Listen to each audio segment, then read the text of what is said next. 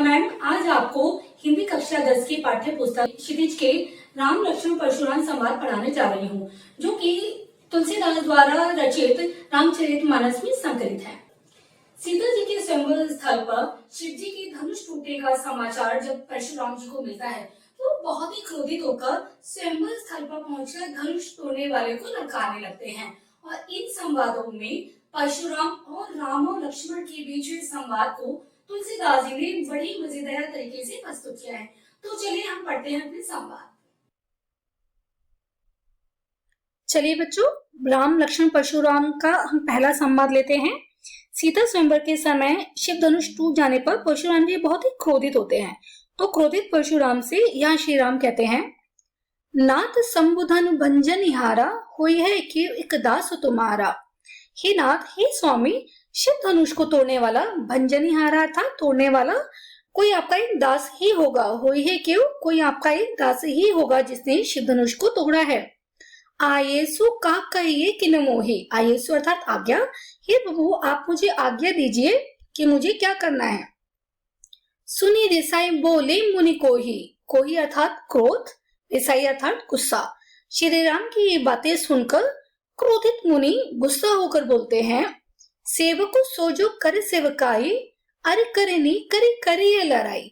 सेवक वो होता है जो सेवकाई करता है, जो सेवा पूर्ण कार्य करता है। अरे करनी, अरे अर्थात शत्रु, करनी है अर्थात कार्य, शत्रु पूर्ण कार्य। तो यहाँ परशुराम जी कहते हैं, जिसने भी शिव धनुष को तोड़ा है उसने एक शत्रुपूर्ण कार्य किया है, अर्थात शत्रुपूर्ण कार्य करने वाले से तो करिए लड़ाई, से लड़ाई की जाती है, वह लड़ाई करने का पात्र है। सुनहु राम जही शिव धनु तोरा, सहस बाहु सम सो रिप मोरा।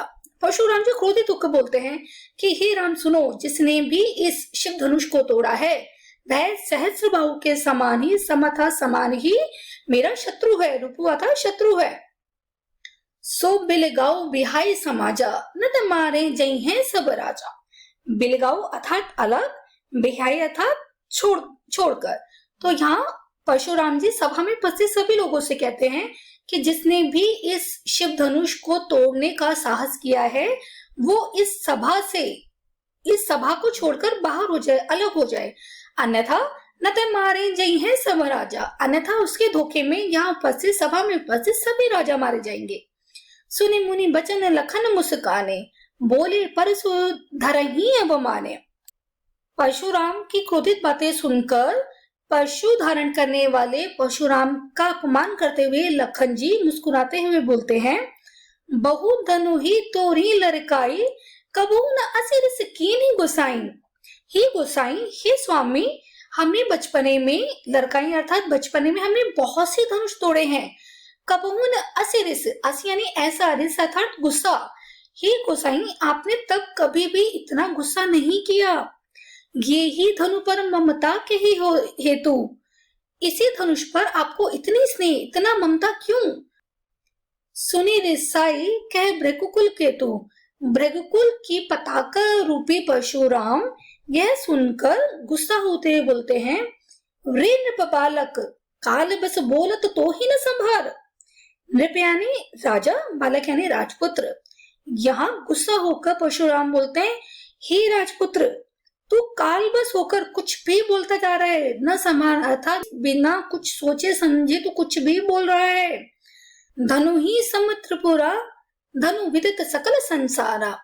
हे राजकुमार, जिस धनुष को तू एक सामान्य धनुष समझ रहा है वह शिव धनुष, उस शिव धनुष के बारे में तो विदित सकल संसारा, संपूर्ण समाज को पता है कि वो क्या है।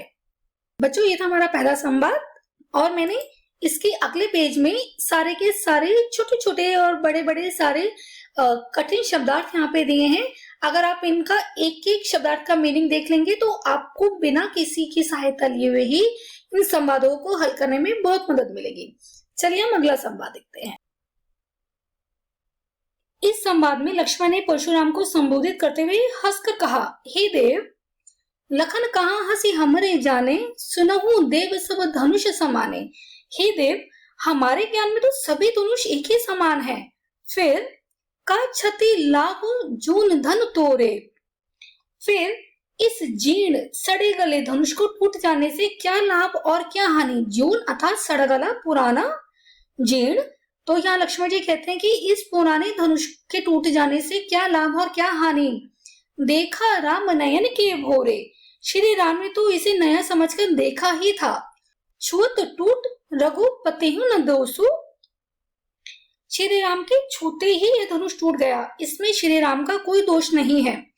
मुनि बिनु काज करे कतरेसु, मुनिवर आप तो बिना कारण ही गुस्सा हो रहे हैं।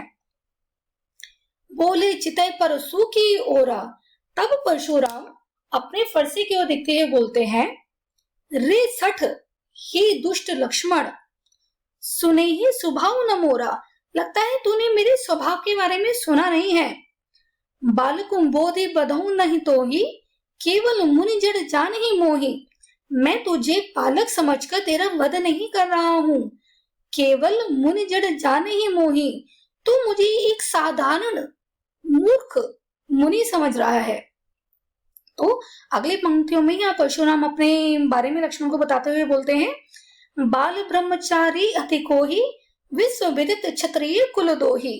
परशुराम जी बोलते हैं कि मैं एक बाल ब्रह्मचारी हूँ, अति अर्थात अत्यधिक क्रोध करने वाला हूँ, विश्व विदित पूरे संसार को ये पता है कि मैं क्षत्रिय कुल का द्रोही हूँ, अर्थात क्षत्रियों का नाश करने वाला हूँ।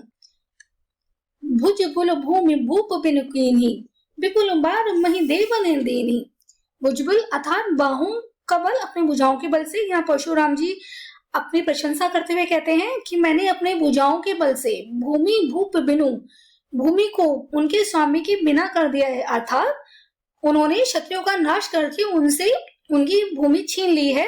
और विपुल बार महिदेवन देने, महिदेवन यानी ब्राह्मण को, और विपुल यानी कई बार, अत्यधिक बार शत्रुओं से उनकी भूमि लेकर मैंने, अपने भुजाओं के बल से उनकी भूमि लेकर मैंने ब्राह्मणों को दान कर दी है। सहस बाहु भुज छेदनिहारा, परसु बिलोक महीप कुमारा। हे राजकुमार, सहस बाहु की भुजाओं को काटने वाले मेरे इस फरसे की तरफ देख। बिलोकु अर्थात देख, मेरे इस फरसे की तरफ देख। मातु पितही जन सोच बस, करसी महिष किशोर। महिष किशोर अर्थात राजकुमार। हे राजकुमार, तू अपने माता पिता के लिए मरकर सोच का कारण मत बन। अर्थात यहाँ परशुराम जी लक्ष्मण को संबोधित करते हुए कहते हैं कि हे लक्ष्मण, तो ऐसी बातें करके मुझे तेरा वध करने पर विवश मत कर, और मरकर अपने माता पिता के लिए सोच का कारण मत बन। गर्भन के अर्भक दलन पर सुमोर अति घोर। गर्भन यानी गर्भ के, यानी जो अभी पैदा नहीं हुए हैं, जो अपनी माँ के गर्भ में ही है, के अर्भक बच्चे। दलन परसु मोर अति घोर, अति घोर अर्थात अत्यंत भयानक। यहाँ परशुराम जी अपने फरसे के बारे में लक्ष्मण को बताते हुए कहते हैं कि मेरा फरसा अत्यंत कठोर है, अत्यंत भयानक है, ये गर्भों के बालक को भी मारने में सक्षम है। बच्चों, यहाँ भी मैंने इस दूसरे संवाद के शब्दार्थ आपको लिखे दिए हुए हैं। एक एक शब्दार्थ को बहुत अच्छे से देखिएगा, ये आपको कहीं भी किसी भी गाइड या किताब में नहीं मिलेंगे, और इन शब्दों को देखकर आपको इन संवादों को हल करने में और समझने में बहुत ही सहायता होगी। चलिए अब अगले संवाद की तरफ बढ़ते हैं। चलिए बच्चों, अपना तीसरा संवाद शुरू करते हैं।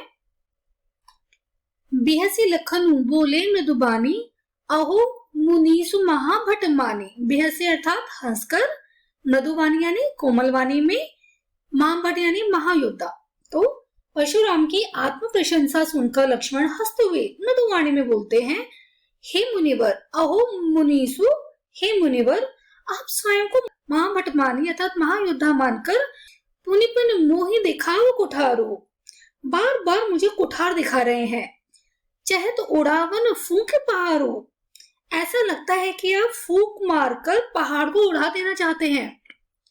यहाँ कुंभड़ बतिया को नाही, हम कुंभड़ बतिया अर्थात काशी का छोटा फल, जो अभी बहुत ही छोटा है, बड़ा नहीं हुआ है।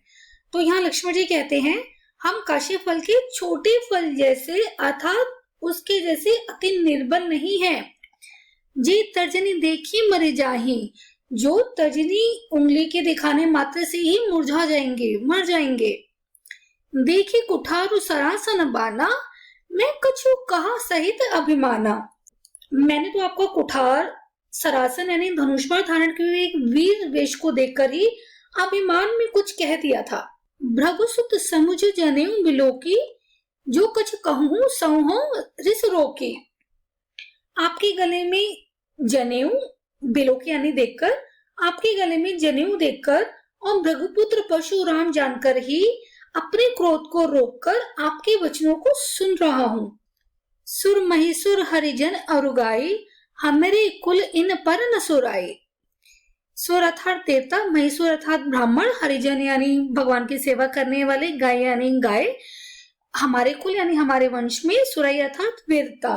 तो यहाँ लक्ष्मण जी परशुराम को संबोधित करते हुए कहते हैं कि हमारे वंश की मर्यादा है कि देवताओं, ब्राह्मणों, हरि भक्तों और गाय पर हम लोग वीरता नहीं दिखाते, क्योंकि बधे पापू अपकीर तिहारे, मारत हूं पा परे हैं तुम्हारे।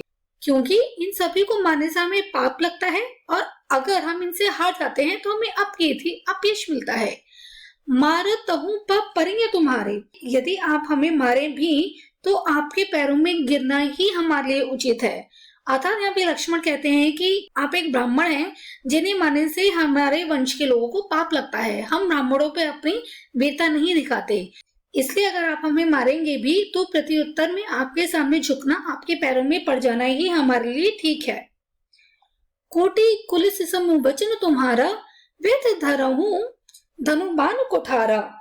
यहाँ फिर से लक्ष्मण जी परशुराम का मजाक उड़ाते हुए बोलते हैं कि आपने तो व्यर्थ ही धनुष, बाण और कुठार धारण किए हुए हैं, क्योंकि आपके ये कठोर वचन तो करोड़ों वज्रों के समान है।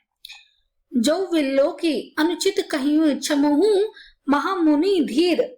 अतः मैंने कुछ अनुचित कह दिया हो तो हे धीर, हे महामुनि धीर, हे धैर्यवान महामुनि, मुझे क्षमा कर दीजिए। क्षमहू, मुझे क्षमा कर दीजिए। सुनी सरोष भृगुवंश मणि, बोली गिरा गंभीर। लक्ष्मण की ऐसी बातों को सुनकर भृगुवंश मणि अर्थात भृगुवंश की मणि समान परशुराम सरोष अर्थात बहुत ही गुस्से में गंभीर वाणी में बोले। अब हम ये अपने अगले पद में देखेंगे। बच्चों, यहाँ मैंने फिर से आपको इस संवाद के शब्दार्थ दिए हुए हैं और बहुत ही छोटे छोटे शब्दों का भी मैंने यहाँ पे मीनिंग बताया हुआ है, जो आपको किसी भी गाइड या कुंजी में नहीं मिलेगा। तो इन शब्दार्थों को बहुत ही ध्यान से देख लीजिएगा। मैंने ये सारे के सारे पहले पेज में नहीं दिए, क्योंकि पहला वाला संवाद ही अपने आप में बहुत बड़ा था और इसके शब्दार्थ भी बहुत ज्यादा बड़े हैं। तो अगर मैं ये सारे के सारे एक ही पेज में दे देती तो कई बच्चे जैसे मोबाइल पे देख रहे होते तो उन्हें देखने में परेशानी होती, इसलिए मैंने सारे के सारे संवादों के जो शब्दार्थ हैं वो एक अलग से पेज में दिए हुए हैं। तो इन संवादों को बहुत अच्छे से देखिएगा और इन्हें पढ़िएगा, इनसे आपको संवादों को समझने में बहुत मदद मिलेगी। तो बच्चों, ये थे हमारे राम लक्ष्मण परशुराम संवाद। आगे के संवाद आपको मेरे आगे वाले वीडियो में मिल जाएंगे, जिसका लिंक मैं डिस्क्रिप्शन बॉक्स में दे दूंगी। बच्चों, अगर आपको मेरे पढ़ाने का तरीका अच्छा लगता हो तो इन वीडियोस को आप अपने दोस्तों के साथ भी शेयर कीजिए और मेरे वीडियोस को लाइक, शेयर एंड सब्सक्राइब करना ना भूलें।